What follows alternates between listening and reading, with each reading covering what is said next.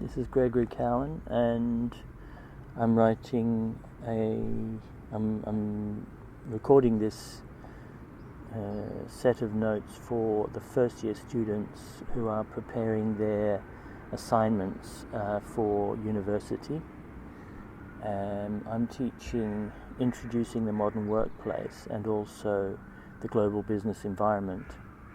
And in each case, I think for the first year students and even the second term students who've done this before, this will be a useful set of notes about how to prepare your assignment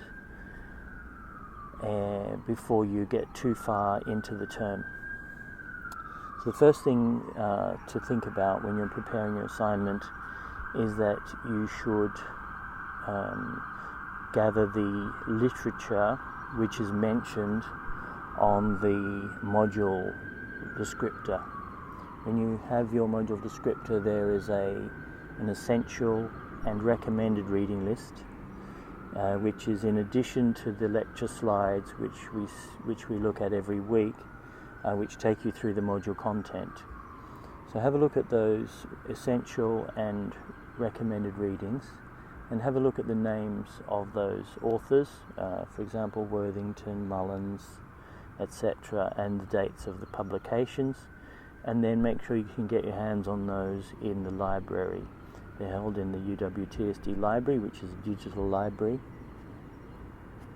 And when you're researching your assignment, as you start to take your notes, I suggest you keep note of where you read the definitions of different things. So for example, when we look at a particular model or theory during the lectures and discussions in the classroom, we back those up with some notes, and then those notes should somehow be related to your literature. So whether it's Mullins, whether it's Worthington, you can find in the chapter 11 for the for the Mullins book that we're using for Introducing the Modern Workplace, most of the key concepts for the module are in that chapter 11.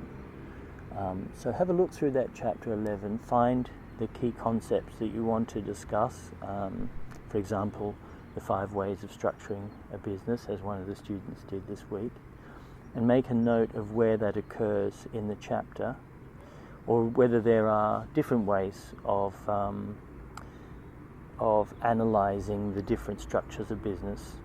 And the Mullins is a good one to start with from chapter 11, but you could have a look at Worthington, or you could have a look at another textbook. If you go online to a website about business structure, for example to a Wikipedia page, you won't get directly to the authors, to the cited authors, without digging down deeper. A Wikipedia article, for example, on the structure of business or structure of companies has many links and layers to it. You'll find there are small, what we call Chicago-style references with numbers, with hot links, and you have to click onto the hot link to the number, takes you to the bottom of the page, and then it gives you the full name of the author and the publication. So if you do go to the internet, make sure you go down many layers until you get to the original source of the citation. This rarely occurs it's rarely done well in brief articles for commercial websites. There are some commercial websites which are designed to attract advertising by offering different comments on things which might be of interest to business students, and then they often won't reference their source material very well, and it's often not original. It could be plagiarized, it could be inaccurate, so it's often better to go to the slides that we've seen in the lectures, or the essential references we have in the bibliography for the module descriptor, or to sort of find some other authentic source of information rather than the things that come up on Google. We'll be talking about that more in the class, but even if you do use the internet, YouTube, Google, etc., keep notes of where you have been. Keep notes of, for example, a YouTube video author and a YouTube video date that you might have found helpful, and be prepared to keep those details for when you use them in your assignment, if you so choose, which you may. A hint is that many YouTube channels are part of an organization where the author of the material published in the channel is not the organization itself, but it could be an individual, it could be a presenter, or it could be another external text or a script that's been written which somebody's presenting, unlike this one, which is it's done spontaneously, and it's just me speaking. There is no transcript for this. So when you're preparing your notes for your assignment, be sure to take note of the authors and the dates and the locations of the source information which you'd like to reference. That's the first thing. And that comes even before you begin to format your references and worry about plagiarism. Once you've read around the area that you would like to write about, you can make structured writing notes. We call this process reading notes and writing notes. Reading notes are when you read a book and you make a note of authors and dates and pages, or web links if necessary. And writing notes are when you synthesize your views on a set of information. We could also call it analysis and synthesis. When you analyze the readings, you look at what's out there, what the different viewpoints are, the authors' names and the dates that they claim different positions. And then synthesis is when you put that back together for your assignment. And this is the part which is key to your success in your assignments, is to set out your ideas clearly. At getting to this point, it's always useful to go back to the assignment brief and to look at what was the question being asked in the assignment brief. For example, it might say, study an organization and its structure, culture, and design, for example. If that's the case, then use those key terms to structure your writing notes. Write about the organization name, and then put down under those headings the key things you want to say about that organization's structure, the key things you want to say about that organization's culture. For example, if you want to define what an organizational culture is, which is in chapter 11 of the textbook, for example, make a note of the definition which you'll be using. And then, once you have given, say, Mullen's definition of organizational culture, explain how you think that relates to the organization you've studied. This is the process of basing your academic analysis or your academic view on existing scholars who have trodden the path before you. It's common, I have to say, for first year students to do a lot of reading. Unfortunately, haven't taken very good notes because it's hard to know how much to write down.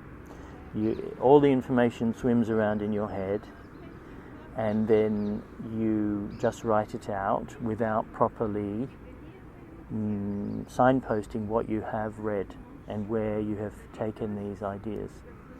And that is a very common first year phenomenon. It takes some practice. But I would say if you're aware of that from the beginning, it will help you. So formulate your ideas. Write a framework of what you want to say. Think about the length of the piece that you're trying to write and structure it. I mean, you could even go down to the point of paragraphs. If you're writing 2,000 words, you could say how many paragraphs if paragraphs are between 150 to 300 words per paragraph on average, then that will give you a sense of, 10 or more paragraphs for your 2,000 words, not including your reference list. And you could even write a skeleton outline of your essay or report using the 10 main signposts. You're going to have an introduction, you're going to have a conclusion. A report will also have recommendations. And then the middle, you want to make sure you cover all the key points, for example, structure, culture, design of an organization, both what's been written and why you have referenced that, and also what you believe applies to the example that you're discussing. And the convention is also to use passive voice, to not so much write from the I, but to say one can see that Mullen's viewpoint differs from Worthington's viewpoint on this point, and here we can see that this organisation, Tesco Metro for example, has applied this idea in the way it uses management theory or something like that. You can justify and support your idea with the writings that exist and which have been signposted to you in the module descriptor under the essential and recommended readings. So that would be the main things I would like to say at this point. It takes time to get the first draft, but once you have a first draft, then that should be submitted to your module, your lecturer to see, or to your peers, and then they can comment on your drafts according to this framework. Have you written a good plan for your essay or report, and have you carried out the things that you said you were going to carry out? Those are very important, as well as the formatting. With regard to the formatting, we have a book on the Harvard referencing system. It's in the library, and the librarian's been going around to the classes already to explain how to find some of the essential skills, which are under UWTSD Library Essential Skills. But we can check those once you have a clear idea of what you want to say in your assignment about the organisation that you're studying. Okay, and with that I will wrap up the video, and I hope that's been helpful. It's over 13 minutes, but I hope that this will be a good starting point for your undergraduate report writing.